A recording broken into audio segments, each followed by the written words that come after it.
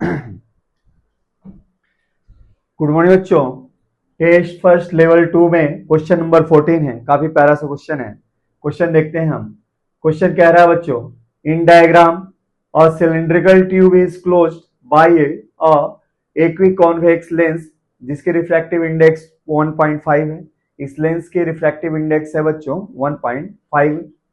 अच्छा, अब क्वेश्चन कह रहा है a point source, a point light sources, है ना, is placed at 21 centimetre from lens. जैसा कि दिखाया गया है यहां से 21 सेंटीमीटर की दूरी पे ये पॉइंट सोर्स रखा गया है। अब क्वेश्चन कह रहा है locate the final image of the source. भाई फाइनल इमेज इस पूरे कॉम्बिनेशन के द्वारा कहां बनेगा उस चीज को आप लोकेट कीजिए। लोकेट करने का अर्थ है कि रे डायग्राम भी बताए और मैथमेटिकल वैल्यू भी बताए कि इमेज कहां पे बनता है। और साथ में आप लोगों से साथ में आप लोगों को दिया गया है ये कुछ ऑप्शंस हैं। इन ऑप्शन में से ये चूज करते हुए कि कौन सा सही है, final position of the image आपको लोकेट करना है। और दिया गया है कि radius of surface of lens is 10 centimetre, जैसे डायग्राम में भी आपको दिखाया गया है। ठीक है बच्चों, तो चलिए बच्चों क्वेश्चन को सॉल्व करते हैं और सॉल्व करके देखते हैं ऑप्शन में से कौन सा हमें सही ऑप्शन मिलता है। ठीक है बच्चों, चलें। ये रे ऑप्टिक्स का काफी प्यारा सा क्वेश्चन है, refraction through a spherical surface के टॉपिक से जुड़ा हुआ। इस क्वेश्चन को हम सॉल्व करते हैं, देखते हैं सॉल्यूशन। तो क्वेश्चन में पूछ रहा है लोकेट द इमेज। इमेज की लोकेशन बतानी है। इसका अर्थ है कि वहां पे आपको रे डायग्राम भी खींचना है और मैथमेटिकल वैल्यू भी आपको सर्च करनी है। तो देखें, सोर्स यहां पे रखा गया है एयर में। अच्छा, एयर में जब रखा गया तो यहां से हमने एक रे निकाला सोर्स से, और ये रे जब S1 पे फॉल होता है, सरफेस S1 पे फॉल होता है तो यहाँ पे रिफ्रैक्शन होगा। Light is coming from air to lens that is from rare to denser. तो ये क्या होगा, नॉर्मल की तरफ बेंड करेगा। अब यहाँ पे नॉर्मल कैसे खींचेंगे, तो स्फेरिकल सरफेस पे नॉर्मल खींचने के लिए सिंपल सा मेथड होता है, इसके ऊपर उस पॉइंट को इस सरफेस के सेंटर से ज्वाइन करें। इसका सेंटर कहाँ लाई करेगा, तो इसका सेंटर मान लीजिए यहाँ पे लाई किया C1 पॉइंट पे। यहां से अगर हमने एक ऐसा लाइन खींच लिया तो इस पॉइंट पे ये नॉर्मल हो गया। अब light is coming from rare to denser, तो ये क्या होगा, नॉर्मल की तरफ ऐसे बेंड होके यहाँ पे बच्चों फॉल होगा। ठीक है।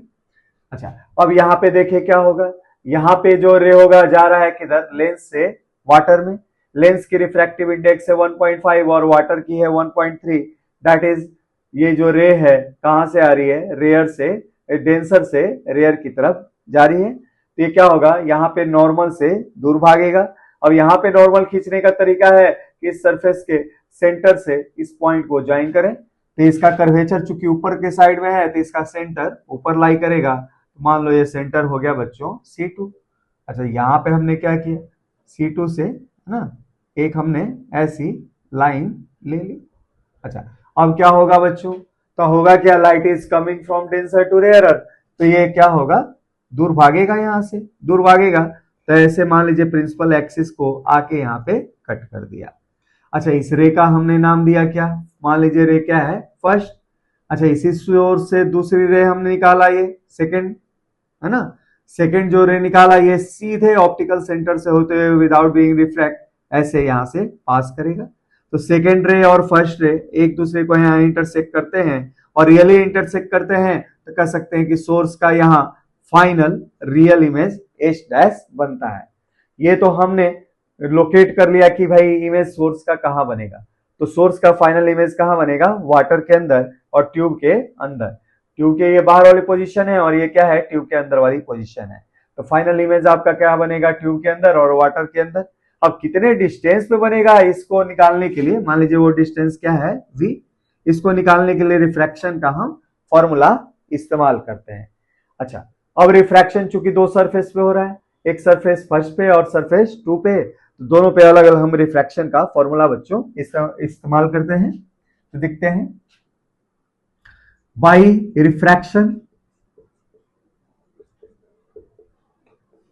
Eight surface first. अच्छा, रिफ्रैक्शन का फॉर्मूला क्या होता है स्फेरिकल सरफेस के लिए बच्चों?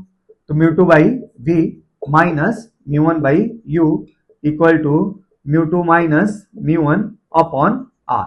ये होता है बच्चों रिफ्रैक्शन का फॉर्मूला। अच्छा, पहले सरफेस के लिए ऑब्जेक्ट चूंकि ऊपर रखा गया है और ऑब्जेक्ट से निकलने वाली इंसिडेंट रे नीचे आ रही है, तो इंसिडेंट रे के डायरेक्शन में मेजर की हुई डिस्टेंस हम जानते हैं साइन कन्वेंशन से पॉजिटिव होती है। तो इस डायरेक्शन में जो भी डिस्टेंस मेजर की जाएगी वो पॉजिटिव आएगी इस न्यूमेरिकल में, और इस डायरेक्शन में जो भी डिस्टेंस मेजर की जाएगी ऊपर के डायरेक्शन में इंसिडेंट रे के अपोजिट डायरेक्शन में, ये हम क्या लेंगे बच्चों? नेगेटिव लेंगे। तो इस साइन कन्वेंशन को फॉलो करते हुए इस फॉर्मूले में हम इस्तेमाल करते हैं। अच्छा, पहले सरफेस ने मान लो इमेज कहां बनाया बच्चों? हम बनाया कहां पे? V1 पे। चूंकि नहीं जानते वो कहां बनता है तो हम यहाँ साइन कन्वेंशन नहीं लिख सकते। अब म्यू टू की वैल्यू फर्स्ट सरफेस के लिए क्या है? 1.5 है, और ये V1 है। भाई नहीं जानते कहां बनता है तो इसकी साइन कन्वेंशन नहीं इस्तेमाल करेंगे। अब माइनस म्यू वन चूंकि रे आ रही है कहां से? एयर से, तो यहां रख दिया हमने बच्चों क्या? 1। अच्छा, डिवाइडेड बाई यू, चूंकि ऑब्जेक्ट ऊपर है, इंसिडेंट रे का ऑपोजिट डायरेक्शन में उसकी डिस्टेंस है, इसलिए रख दिया यहाँ पे -21। Mu two minus mu one 1.5 minus 1। अच्छा, इसका जो कर्वेचर है नीचे के साइड में, अर्थात कि इसका रेडियस नीचे होगा तो पॉजिटिव होगा इंसिडेंट रे के डायरेक्शन में, ये हो जाएगा बच्चों +10। रिलेशन नंबर हमने मान लिया फर्स्ट। अच्छा, बाय रिफ्रैक्शन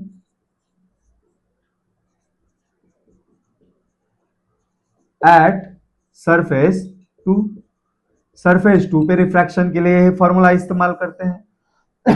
सरफेस 2 के लिए म्यू टू क्या है? तो म्यू टू वाटर है, तो हमने लिख दिया क्या बच्चों? 1.33। अच्छा, फाइनल इमेज हम नहीं जानते कहां बनता है, मैं दिखाई दे रहा है ना फिर डिस्टेंस पे। भाई रे डायग्राम से हम देखते हैं कि V पे बन रहा है, लेकिन एक्चुअल में नहीं पता है कहां बन रहा है, तो हमने उसका साइन कन्वेंशन नहीं इस्तेमाल किया, तो हमने रख दिया V माइनस म्यू वन की वैल्यू क्या है? तो पहले वाले सरफेस के लिए म्यू वन लेंस है, तो यहाँ पे हमने रख दिया 1.5।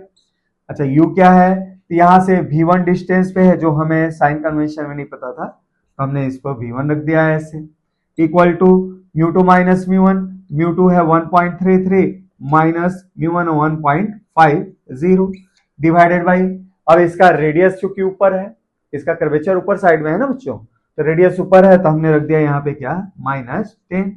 अच्छा, अब हमें क्या मिला यहाँ से हमें मिला क्या? हमें मिला क्या हियर? पहला इक्वेशन इस तरीके से आप लोग को मिल रहा है बच्चों, 1.5 upon V1 plus 1/21 equal to 0.5/10 relation first है। अच्छा, दूसरा रिलेशन ये जो हमारे पास है, मान लो सेकंड है ये। अब सेकंड रिलेशन कैसे लिख सकते हैं? तो इसको लिख सकते हैं 1.33 upon V minus 1.5 upon V1। ठीक है बच्चों, अब RHS में देखते हैं क्या लिख सकते हैं हम। अब RHS में हमारे पास क्या है? 1.33 minus 1.50 that is -0.17, minus minus plus हो गया, तो ये हो गया बच्चों -0.17/10। ठीक है बच्चों। अच्छा, ये हो गया रिलेशन 2। अब हमें निकालना है final position of image of S, जो V है। V की वैल्यू निकालने के लिए क्या करेंगे? हम इन दोनों को ऐड करेंगे, तो ये टर्म कैंसिल आउट हो जाएगा। तो फर्स्ट प्लस 2 गिव्स, पहले को दूसरे में हम जोड़ते हैं तो देखते हैं क्या मिलता है। तो ये और ये बच्चों कैंसिल हो गया। LHS में ये जुड़ के क्या दिया? ये दे रहा है 1.33V प्लस 1/21। अच्छा, RHS में क्या मिल रहा है? तो 0.5/10 प्लस 0.17/10। अच्छा, फिर आगे सॉल्व करते हैं बच्चों इसको लिखते हैं।